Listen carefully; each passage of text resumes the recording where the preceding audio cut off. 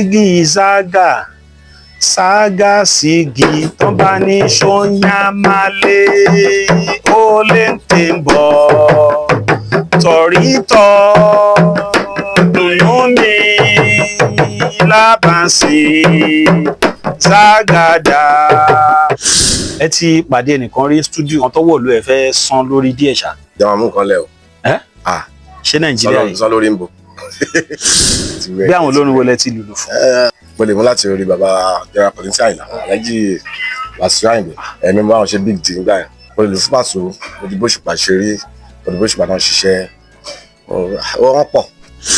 Ọ̀rẹ́ tó bá fẹ́ ṣiṣẹ́ studio wà kọ́kọ́ lórí ọ̀fẹ́ àti lè compose fúnra rẹ̀. Ṣẹ́yìn lẹ fẹ́ kọrin ni? Ẹ máa compose ìlú náà because. Ṣọ́n compose ìlú ni? Bẹ́ẹ̀ ni bàbá. Nínú àwọn record tẹ́ ti ṣe, ṣé lè sọ bí mélòó kan náà àwọn ìlú tẹ́ ti compose fún wa rí? Ẹ̀kílẹ̀ tẹ́ bá fẹ́ play ìlú àfi kẹ́ kọ́kọ́ demo rẹ̀ kan máa tẹ́tẹ́tẹ́ yìí. Ó lè ti kọ́kọ́ le. So lè tún ẹ̀ lọ sílẹ̀. Wọ́n tún máa ń tún ìlú. Wọ́n ń tún guitar ẹ̀, wọ́n tún keyboard, wọ́n tún ìlú bẹ́ẹ̀ náà. International ilé iṣẹ́ wọ́n gbéṣẹ́ fáwọn olórin mẹ́rin kan. Okay. Paso, Òṣùpá, Táyé Currency, Obesere. Àwọn mẹ́rẹ̀ẹ̀rin wá pè yín the same time. Ta lẹ máa dá lóhùn. Okay.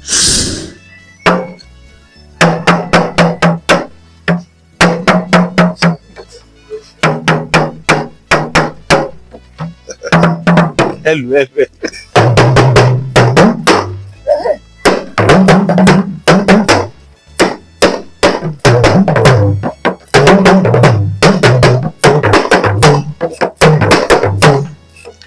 Àyànjú náà ló kó bá ẹlòmíì. Eléégún wá fẹ́ lu ìlú kan sìn. Ẹni tó bá ti mọ ìlú yẹn, ẹni tó kọ́kọ́ gbà ó máa gba 20,000 láti ọwọ́ ẹnìkan tọ́lọ́run mọ̀. Ẹ̀yà ẹ jẹ́ kí eléégún fún wa nílùú méjì. Ẹni tó bá ti mọ̀ túmọ̀ lu yẹn.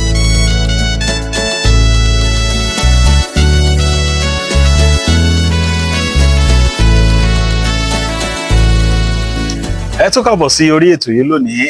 Àrà kan ní Katsina ti tún lọ túlé wò.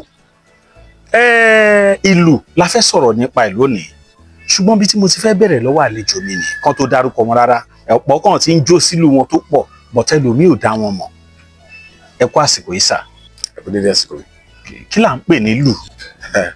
Ìlú ní nǹkan amúlùdùn tó yẹ pé ibi tí ó bá sí ìlú gan ibẹ̀ máa ń dà ní. Kò ní sáyọ̀, kò ní sí ìdùnnú ń bẹ̀. Ìdùnnú ìlú máa ń kó ìdùnnú, ayọ̀, ìgbádùn sí àwùjọ. Oríṣi àwọn ìlú wo ló wà tẹ́yìn mọ̀? Ìlú oríṣiríṣi. Ìlú tó wà lọ ní Sákárà ni. Sákárà rẹ̀. Àpàlà wà, ìyáàlú wà, bàtà wà, dòdò wà. Ó pọ̀ lọ lóríṣiríṣi bẹ́ẹ̀. Ìlú pọ̀. Bẹ́ẹ̀ ni. Olórin, onílù. Àwọn kan sọ pé onílù lọ̀gá olórin. Lọ́dọ̀ tí ṣólórin lọ̀gá onílù, àbò onílù lọ̀gá olórin. Nígbà táwa ṣe kéré, a máa rí pé nígbà ayé bàbá wa Àyìnlá Ọmọwúrà lọ́nà fún àwọn kẹwọn, a rí pé àwọn àtònílù wọn aṣọ kan náà lọ́jọ́ máa ń wọ̀.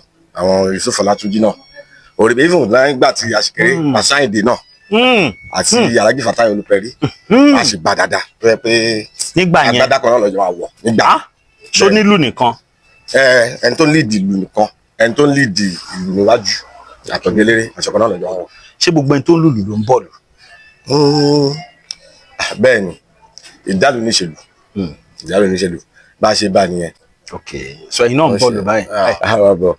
Ṣíṣẹ́ ìlú ṣe kọ́? Ó ṣe kọ́ fún ẹni tọ́lọ́ bá ti fún lórí ọ̀fẹ́ kó máa mọ̀. Okay, ṣé pọ́lọ́run lè máa fún yàn lórí ọ̀fẹ́? Ọlọ́run ló ń fún yàn ní gbogbo ẹ̀bùn ní orí ọ̀fẹ́ ni. Ẹ̀yin délé bá ní abẹ́yìn kọ́?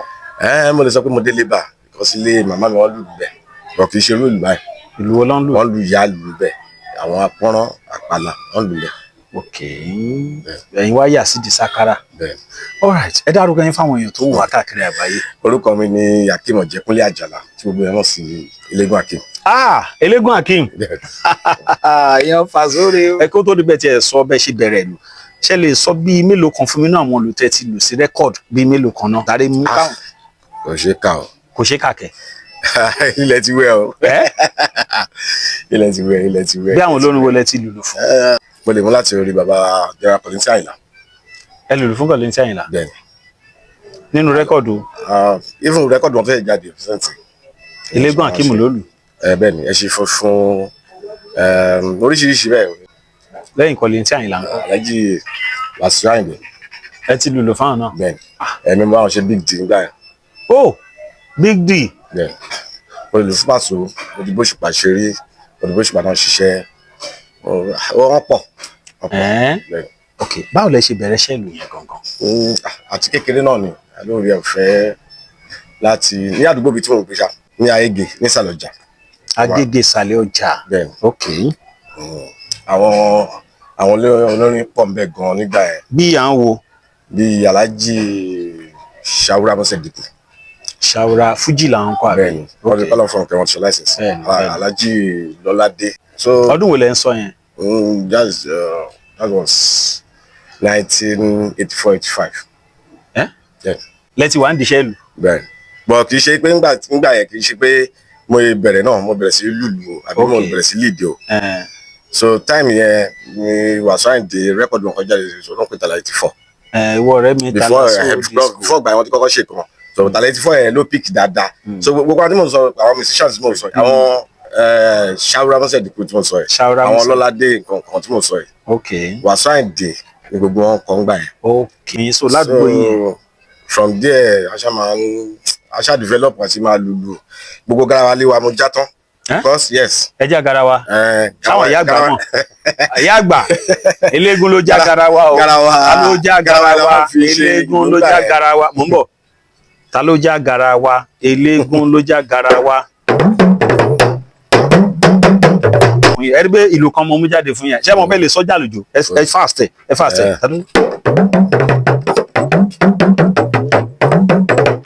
eléégún ló já garawa eléégún ló já garawa. Alhaji Kollington Àyìnlá wọ́n ń pe gbogbo onífújì pátá bàbá làwọn fẹ́ bá gbogbo onífújì nílẹ̀ Nàìjíríà sọ̀rọ̀ ní LTV8 ẹ fi sọ́kàn ọjọ́ yẹn kọ́lọ́run bá dẹ̀mí wá sí. now ta ló já garawa ẹ̀yin lẹ́wà ń já garawa ìyá àgbà. so àwọn garawa yẹn aṣáà máa fi ń ṣàwọn olù àwọn mú gbogbo ọ̀pẹ̀lẹ̀ líla ẹ lè má ra garawa. aṣáà máa fèrè sí aṣáà máa lù aṣáà máa gbàtọ́ yá mọ́ mi ṣáà pé ó fẹ́ máa lùlù kí ẹ máa so wọ́n ṣe dáàdì mi fẹ́ máa wọ́n fẹ́ gbà but mọ́ mi máa rà lù yẹn fún mi wọ́n wá lọ ra sákàlà gangan fún mi lẹ́yìn ìyẹn mọ́ mi yẹn so wọ́n really support mi gan kọ́lọ́mù bá mi fọ̀rọ̀ kẹ́wọ̀n. àmín so ìgbà tí mọ́ mi wá ra kíní fún yẹn. so aṣáà máa ń lù ìgbà tó wá di bí 86 brother mi kan náà kọrin wọ́n jẹ́ Sufyan Ajani Ìkòròdú lọ́wà so wọ́n wá padà relocate wá sí Ayége lọ́dọ̀ wa so from there wọ́n máa bá wọn lọ show mi tí lùlù náà bí ká lo mele ká lu kóńgà ká lu anything náà bàṣà máa ń lù díẹ̀ ìgbà tó wá yá iná ti bẹ̀rẹ̀ sí lùlù díẹ̀ mo bí n kí n máa báàkì sákàrà lẹ́yìn yan bí kí n lu cord ìgbà tó ṣàyàṣá ẹnìkan wá rí mi níjọ́ kan wọ́n pe ẹni engineer Ramon so engineer Ramon yẹn ó ṣiṣẹ́ ní Olúmọ studio wọ́n pè ní Olúmọ records. Olúmọ records. yes so ìgbà yẹn ó ti ń lọ bí 88-89 kò dẹ̀ sí phone so àwọn musicians kan máa wá láti Ghana láti Zimbabwe láti àwọn African countries yẹn ká ọ̀yọ́ yà ní kí wọ́n kì í sábà lùlù sínú rẹ́kọ̀dù wọn bíi rhythm díẹ̀ àṣà ṣe tó fi wọ bíi 1991 so èmi náà ti ń belere play dáadáa mo ti bẹ́ẹ̀ ni. gbogbo 1991 nǹkan yẹn. so ìgbà tó máa di 1992/1993 wà lọ bá Alhaji Wasiu Sodiq wọ́n pè mí so èmi náà máa ṣe ẹrú Ọlọ́run ẹ lùlù fún Wasiu Sodiq náà bàbá ń wákà. báyà rọ́ọ̀fẹ́ lọ díẹ̀ àṣà ń ṣe lọ tó fi wá di 2001 táwa ṣe unification. unification jẹ́ ti Wálé Tẹ̀kọ́mà. alphabet music ni ẹ. bẹ́ẹ̀ni. Paso Malaika Wálé Tẹ̀kọ́mà unification ṣẹ́yìn lẹ́nu unification náà ní 2001. eléégún Akeem ṣé eléégún nìyẹn ni. bẹ́ẹ̀ni. àsìkò yẹn náà lọmọlọpẹ náà ṣẹ́yìn náà lẹ́lu yẹn àwọn ṣáńkó ńkọ́. gbogbo ẹ̀ ṣáńkó kónkóló. ṣẹ́yìn lẹ́lu ṣáńkó. Sáfẹ́jọ́ everybody. Àtàndá ti dé Ṣáńkó Ráṣídì o ẹ̀dá. Iṣẹ́ ìlú ní studio àti níta ní live show èwo ló pé jù? méjèèjì ló pé fẹ́ni tó bá mọ̀ fún tí èèyàn bá choose láti ṣe méjèèjì náà ló pé. ṣẹ́rí sí studio yẹn kí n sọ pé ẹni tó lọ́n bá fún ìkọ́ni ẹni tó bá fẹ́ ṣiṣẹ́ studio wà á kọ́kọ́ lórí ọ̀fẹ́ àti lè compose fúnra rẹ̀. sẹ́yìn lẹ fẹ́ kọrin ni? ẹ máa compose ìlú náà because.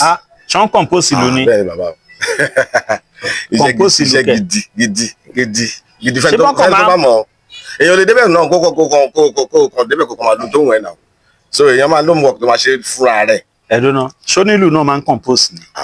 èmi ń compose jà.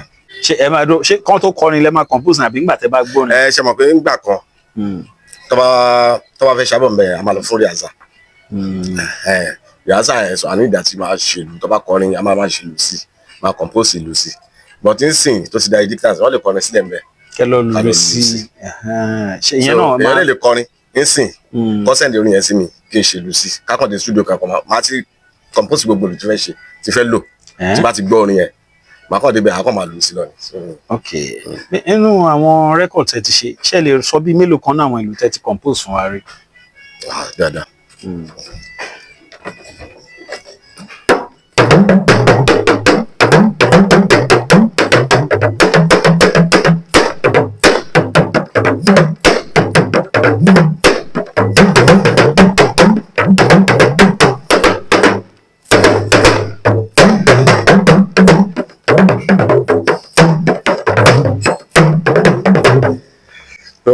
kí ni ìlú yẹn kí lẹ fi? Elégún ọmọ Àjàlá òde òtúngbé tuntun dé ìwọ la lùlù fóge rá bàbà ìlú fóge rá bàbà. ìta tó fi gba èèyàn mọ̀ràn ìwọ ń bẹ ní ìgboro tó ń jayé ìwọ ń bẹ ní ìgboro tó ń ṣe yàlà yòlò ìyá ń jẹ bàbá lábúlé òjẹ́rò orí rẹ wò. dídì ok bẹ́ẹ̀ lọ. àwọn composition yẹn nìyẹn bọ̀ ṣé possible kẹ́ lùlù kan fún Paso kẹtún lo the same ìlú f'Òṣùpá? kò possible kò ṣeé ṣe. ṣẹlòmí ò lè lu sórin míì ni? àwọn lè lu bọ kì í ṣe mi ni màá tún lù bọ. bẹ́ẹ̀ ni kì í ṣe mi ni màá tún lù bọ ẹlòmí lè lù wọn bá rí pé ó dùn. ok bọ kò sí copyright lórí ìlú bẹ́ẹ̀ nìkan ló compose ìlú. ṣẹ́ni tá a bá ṣe interview fáwọn olórin a máa ń béèrè lọ tiwọn náà pa àwọn olórin wo lọ́jọ́ dìde nǹkan kan àwọn onílù wo lẹ́yìn náà ṣe mọ̀ bẹ́ẹ̀ ṣe bẹ̀rẹ̀ sí lùlù yìí?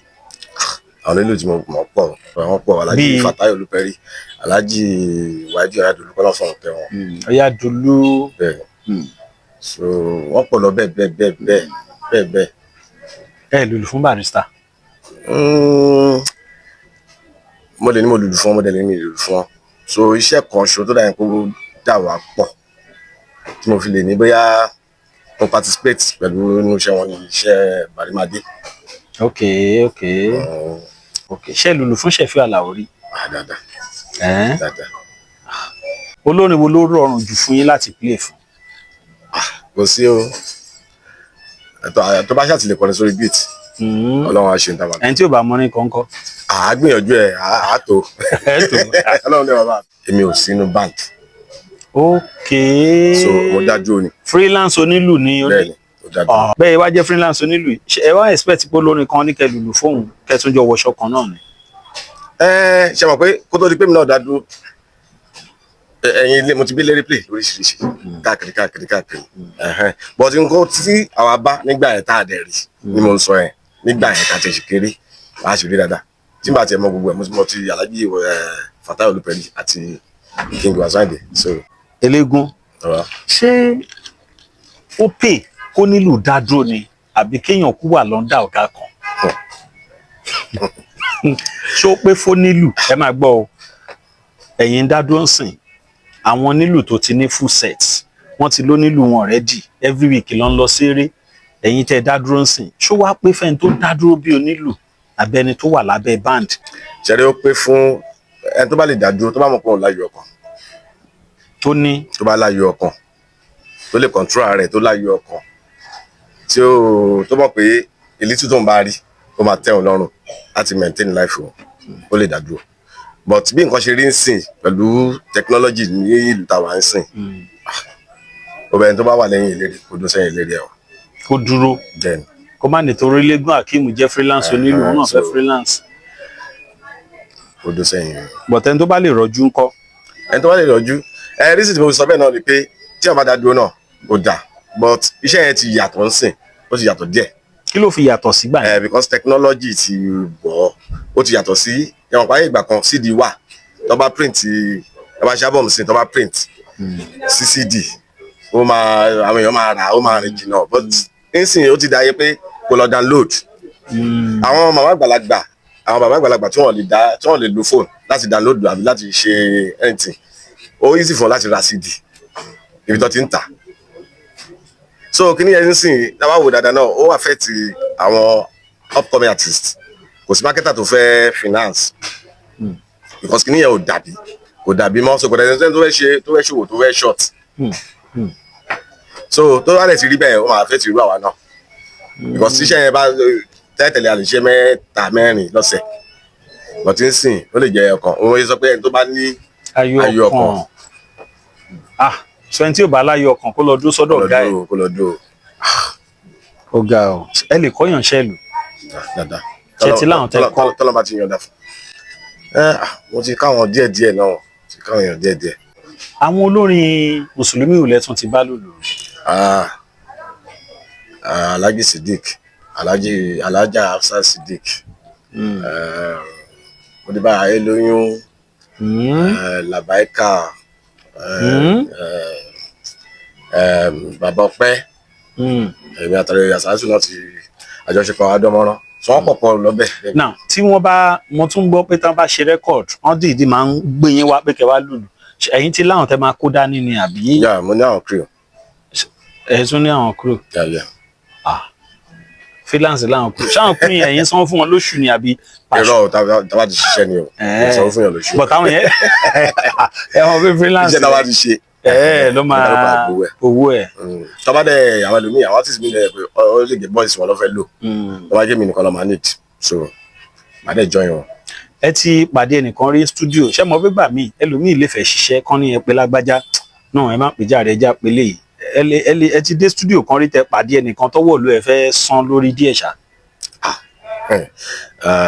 àjàmọ̀ mú kan lẹ o. ṣé nàìjíríà yìí sọ lórí ń bò. wọ́n máa ń sinwọ́ fún lù ní. èmi ò mọ̀ bí wọ́n ń sinwọ́ fún lù. ẹ̀yin ò sin wọn ò dẹ̀ ń sin lù ẹ kílẹ̀ tẹ́ bá fẹ́ play lù àfi kẹ́ kọ́kọ́ dẹmọ rẹ kàn máa tẹ̀ yín. Nítorí pé ó lè ti kọ́kọ́ le. ó lè ti kọ́ ó lè ti le. ó lè ti le. bẹ́ẹ̀ sí tẹ́lẹ̀ mi bá màlúù báyìí ó lè màlúù báyìí bọ̀ tẹ́lẹ̀ mi bá ẹlòmíì mo lè tún ẹ̀ lọ sílẹ̀ torí pé mo fẹ́ kó fún mi ní nǹkan tí mo fẹ́ ṣe get ṣe pé ó yàtọ̀ sí nǹkan tẹ́ gbọ́ lẹ́ẹ̀kan ṣe get so bóyá wọ́n tún máa ń tún lù. bóyá ń tún jù táyà ẹ̀ tó ń tún bímọ wọ́n tún lù bẹ́ẹ̀ náà. ok ẹ gbé wa.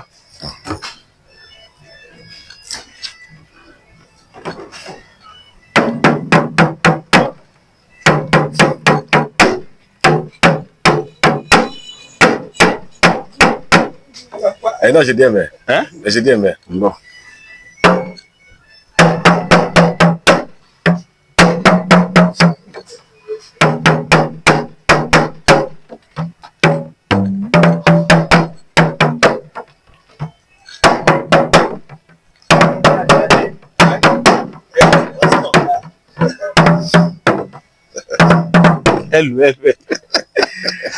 ẹlù.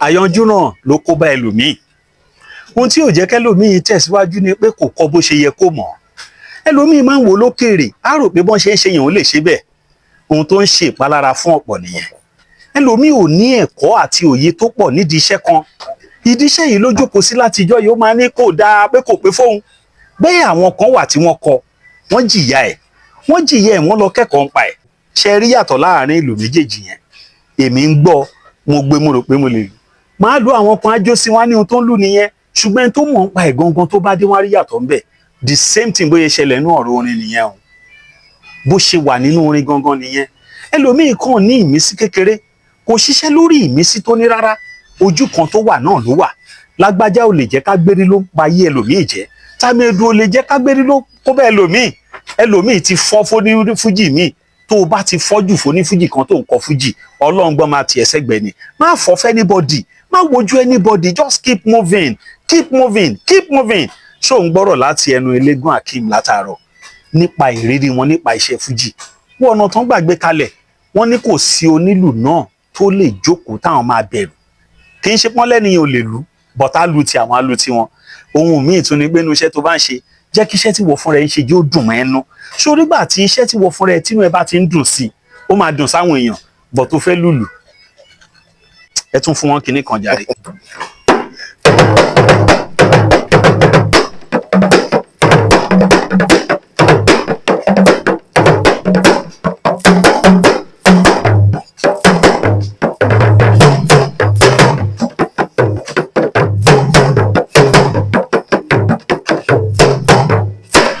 Now, Eléégún Akeem, wọ́n tún máa ń lo ìlù láti búyàn náà.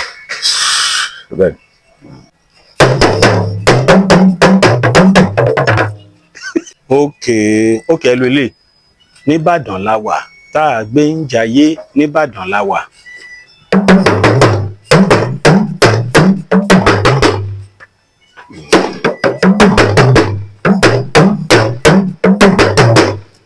A ti sọ̀rọ̀ nípa orin Mùsùlùmí, a ti sọ nípa onífújì. Àpàlà ńkọ́? Tó bá ti anything tó bá ti kọ tó bá ṣàtúwà. Ẹ ti lùlù sápàlà rí? Àmọ́ ti lùlù sápàlà rí náà. Okay. Gospel ńkọ́ tó bá jẹ́ orin ẹ̀mí? Gbogbo ẹ̀. Bọ́tẹ́ lè lùlù fún Tọ́pẹ́ Àlàbí o. Kí ló dé? Ṣé composition yìí bá lè fẹ́ ọ̀run ohun ayé kún fún ògo rẹ̀?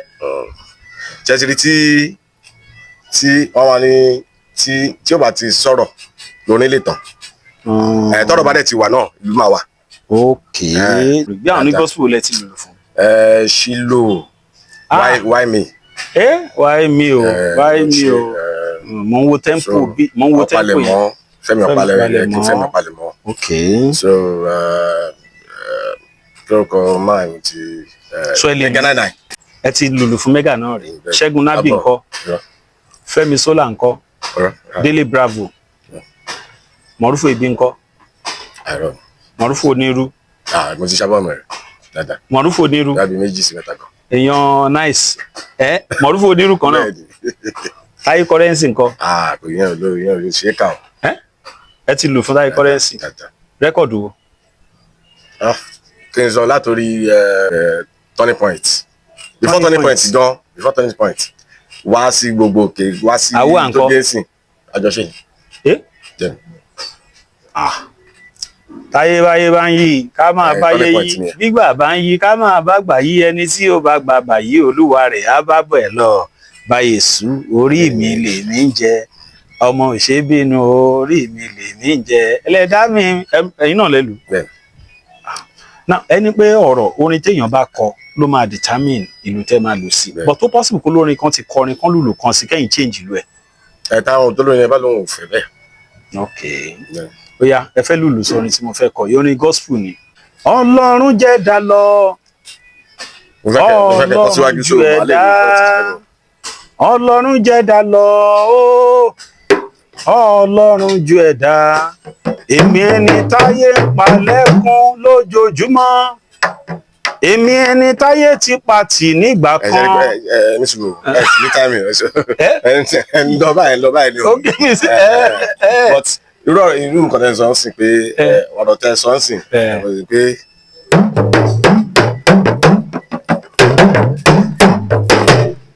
ènìyàn kọ́ lọ́lọ́run rí, Ọlọ́run ọba jẹ́ ènìyàn lọ. Bí ènìyàn kọ́ lọ́lọ́run rí, Ọlọ́run ọba jẹ́ ènìyàn lọ. Okay, tẹ́yìn bá ti gbórin yẹn. Okay, mo tún fẹ́ fún yín kan sìn. Ziggy Zaga, Saga Sigi, tán bá ní Ṣóyámálé, ó lè ń tè ń bọ̀, tọ̀rítọ̀ dùnú mi lábàásì, Zagada, ọkọ mi, aya mi, bàbá ọpẹ́ olórin ẹ̀sìn ó sìn ó egun ní tó bá ń fọṣọ starch yìí máa pọ̀ jù nítorí wípé ìlú Ègùn ni òun ni máníjà kọ́kọ́. Mo ti kúrò lórí beat. ẹ̀yin náà sì fẹ́ jẹ́. But tàkọ́kọ́ yẹn rọrùn fún yín. Ó wọlé. Ta ló lo Àlàbí ọjọ́ yẹn máa rẹ ó Pasuma. Jíbọ́lá tí wọ́n ti rò pin pé kí ni kò lè bá wọn jẹ́ ènìyàn mọ́ wa padà. Dẹni táyé ń fọwọ́ sọ̀yà pé ọmọ wa ni. Àwa lọ́lọ́run gbọ́ olùjà. Ìrọ̀ tó bá jẹ́ ìlẹ̀ lù àwọn ìlú kan wà níbẹ̀ tí mo ní bẹ̀ tí mo fẹ́ mọ̀. Ibi tí Paso ti sọ̀rọ̀ má ṣe bí eṣin òmùgọ̀ tó kú sínú gò ọtí kàkà kó mu díẹ̀ wò ó wá ń fò lọ fò bọ̀bọ̀ ó dùn ó kú sínú ìgbọ̀ ọtí. Yeah. Má ṣe bí eṣin òmùgọ̀ tó kú. Yeah. Ẹ̀ ń lù fáwọn ní gospel náà. But tó bá dà wọ́n ní fáńkọ́. A máa dùn. Ẹ̀ ń lù yẹn náà. Bàbá yẹn ti kọ́ sórí beat a máa. Tó bá ṣáà ti wà lórí beat. Iṣẹ́ Pasuma yìí kọ́ Jíbọ́lá Amọdé ó Paso Wonder. Àwọn náà ló lọ ń gbọ́ wa lò. Kí lẹ lù ń bẹ̀rẹ̀ yẹn. Jíbọ́lá Amọdé ó Paso Wonder. Ọ̀gá ńlá yẹn náà rèé. Ok, Ògùn kọ́ ọmọ náà God. Compose ẹlẹ́ máa ń compose sórin ilẹ̀ ń compose àbílù. Ìlú ni o. Kí ló fa torin tìlù? Nígbà èmi náà kàn wò pé mo ní concept yẹn pé jẹ́ ń ṣe concept. So mo dẹ̀ develop mo dẹ̀ pé àwọn producers. So àdẹ̀ jọ jókòó even àjọ ṣorin náà ni àjọ ṣe gbogbo orin yẹn ni. Kí lẹ̀ ń fi torin tìlù yẹn sọ kò sórin kò sílù? Torí pé argument wà ń gbà ẹ̀ pé orin lọ̀gá lù ìlú lọ̀gá orin méjèèjì jọ wà ní kò sí kan ò lè yẹ fún kan. But olórin lè ṣàkàpẹ́là tí ò bá rí lù náà. Àǹfààní how long ló fẹ́ fi kọ́? How long ni? Ló fẹ́ fi kọ́. A sọ àwọn èèyàn náà ó máa padà bọ́ọ̀sì àwọn èèyàn. Wow. So orin àti lù. Ọjọ́ wà ní. Bí ìgbẹ́gìrì àti ewédú ni. Ewúrọ̀ ṣọ̀mù. Náà bóyá jẹ́ freelance ni tílù yín bá yà ń sìn ṣọ́gà eléré ló máa. No, ó ya sórí iṣẹ́ ni. Ok, jáde rí kí gbogbo olú yà pọ̀. Mo ti lọ bẹ́ẹ̀ nìkan play rí tó yẹ pé tá a fèsì olórin kan gbà yẹn kí n forúkọ bu ẹni ẹ láṣẹ. Gbogbo olú yà tán ni. Ọlọ́run. Ìlú yà tán kẹ̀. Ọlọ́run. Kí lẹ wá lù? Sákárà márùn. Sákárà márùn. Ọlọ́run. Ó ga o. Ọwọ́ ẹ̀yà ọkàn ìyá. Ẹ̀yin ò dira ni. Kò sára kankan tá a fẹ́ di ìgbà Ọlọ́run wà bẹ́ẹ̀. Ẹni tó bóyá ìṣẹ̀lẹ̀ yẹn náà Ọlọ́run mọ̀ sí ni. Tílù yín fi yá. Ṣé ti láwọn ọmọ tẹ ti kọ́ńṣẹ́ lù? Àmọ́ ti káwọn èèyàn lọ. Táwọn èèyàn bá dẹ̀ fẹ́ kọ́ náà ló possible. Àyíwá. Bọ̀ bí mo mọ́wọ́ lẹ́ẹ̀kan yẹn kí ni mistake tí mo ṣe ń bẹ̀? Mistake tẹ̀ ṣe ni pé tí ọba tẹ̀ kọ́ fẹ́ lù nù. Ó dàbí àwọn Yorùbá wá ní Doremi Fáṣọ láti dó. Àwọn tún kan wà bẹ́ẹ̀. So téèyàn ní pé wọ́n gbọ́dọ̀ mọ̀. Kì í ṣe nǹkan tẹ́lẹ̀ lè gbé tó kàn lè bẹ̀rẹ̀ sí ìlú. Sákárà ìbòye wà ń sìn. Òun tún ó fẹ́ ṣe bí ẹni tó fẹ́ le díẹ̀ ju àpàlà lọ. Sákárà. Ṣé sákárà lè jà àpàlà lọ ni? Ó lè rà wá. Tẹ́ bá dẹ̀ wò ó sìn tẹ́ ẹ̀ bá àwọn ẹran aráwọ̀ obìnrin tó ń lùlù tó ń ṣe gbogbo ẹ̀. Àwọn obìnrin tó wá sọ́dọ̀ mi wọ́n máa ń padà sáyé wọ́n ló ti le jù. Èmi gbọ́dọ̀ wíṣì àti kọ́ obìnrin. Ẹ tí kò obìnrin kankan rí. Àwọn tó ń wá wọ́n máa ló le pé kìnìkan pọ̀ mọ́ mo wíṣì àti kọ́ obìnrin. So ohun ìkẹrù obìnrin but ẹdùn ṣóbìnrin obìnrin tó ń lu sákárà rẹ ni. Kò sí. Irọ́ mi ìgbà. Kò sí. Tó bá wà ìjọba challenge gidi rẹ o. Ní kó jáde. Eléégún Akeem ọ̀kan lára àwọn tó ń lùlù fún ọ̀pọ̀ olórin ilẹ̀ Nàìjíríà wọ́n ní àwọn òróbìnrin tó ń lu sákárà rí. Ibikíbi tẹ́ bá ti róbìnrin tó ń lu sákárà ẹjọ́ jẹ́ kí n mọ̀. Èló lẹ máa fún? Máa fẹ́ ní 50,000. 50. Obìnrin tá a bá rí tó ń lu sákárà. Mi ò ṣe lé o. Mi sọ ẹni tó ń lu kọ́ọ̀dù yàtọ̀ sí sákárà o. Kọ́ọ̀dù kọ sákárà gangan. Tó mọ̀ lù. Tí n ṣe bó kàn máa. Èló lélégún fẹ́ fún? 50,000. A bá ti róbìnrin tó ń lu sákárà Eléégún Akeem 50,000. Paso sì máa ń pè yín fún show.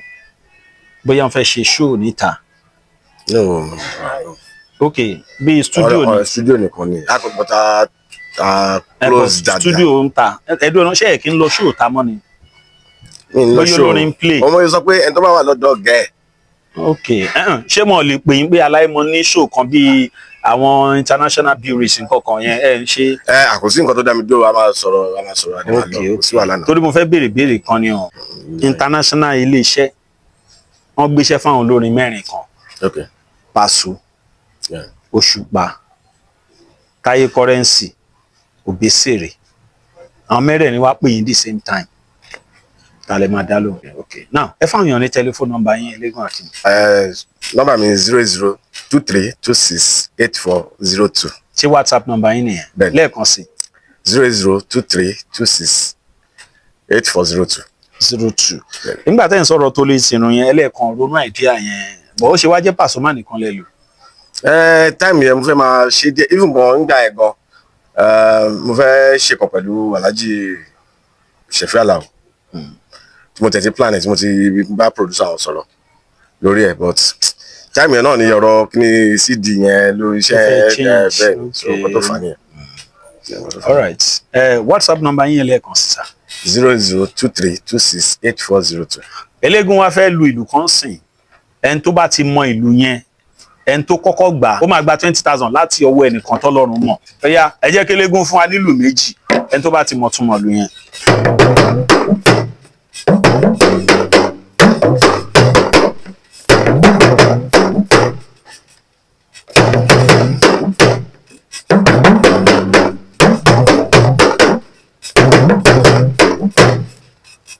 àkọ́kọ́ nìyẹn ìkejì.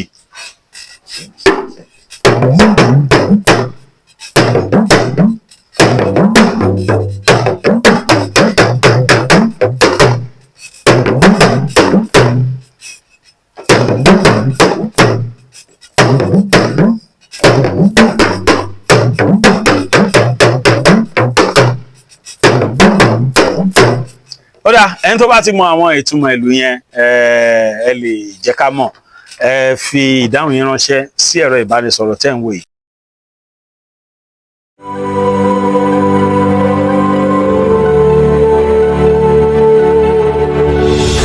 ìròyìn ayọ̀ rèé fún gbogbo ẹni tó wà ní London àtàgbègbè ẹ̀. Arahim Afro-Caribbean Cash and Carry, import and export of African foods, also help to pay school fee in UK for Nigeria with money transfer to UK and back to Nigeria. Arahim Afro-Caribbean Cash and Carry wà ní Rayham Excess RM 139YS Up Minister Road, South Rayham, London. Gbogbo èyí tẹ́ wà ní London pátá ó yá ẹ nìṣó lọ́dọ̀ Arahim Afro-Caribbean Cash and Carry. Ibẹ̀ gangan ìfọ̀kànbalẹ̀ wà.